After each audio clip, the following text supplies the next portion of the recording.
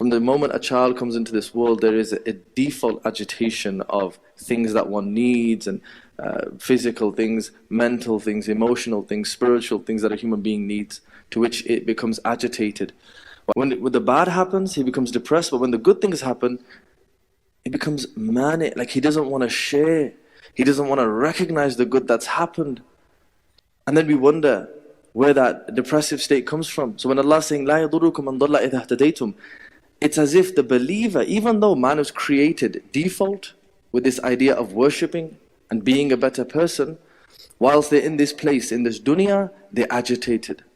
This moaning state, which creates this patheticness in a human being, unfortunately, because what he does as a human being is when he makes conclusions from just observable differences, he concludes massive things simply based on observation. As the Prophet said, how wondrous the affair of the believer, that it's all good for him. But how does he cultivate that? He has to use guidance. He has to understand that ultimately there are always different ways I can see things. There's the way I can see the thing here and now.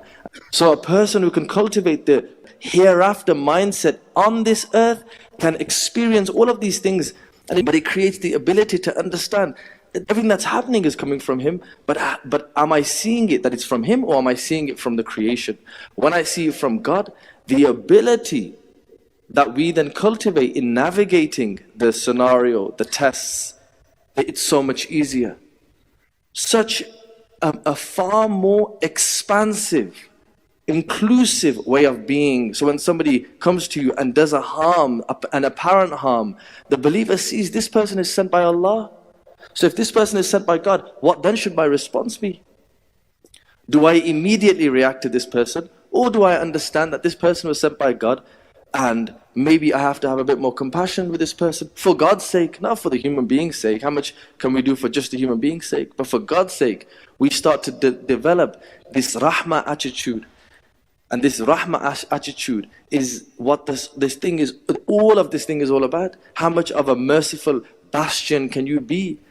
And mercy is not passive, by the way. Mercy is not that you just let anything happen.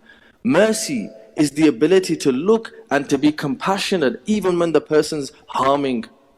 So you can get to the root cause and not just become a reactionary being. That's the key. May Allah have mercy on us in our attitudes, so that we may be as Allah subhanahu wa ta'ala has cultivated for us. Astaghfirullah li wa lakum wa li sa'iril muslimeen fastaghfirhu innahu huwal ghafurur rahim.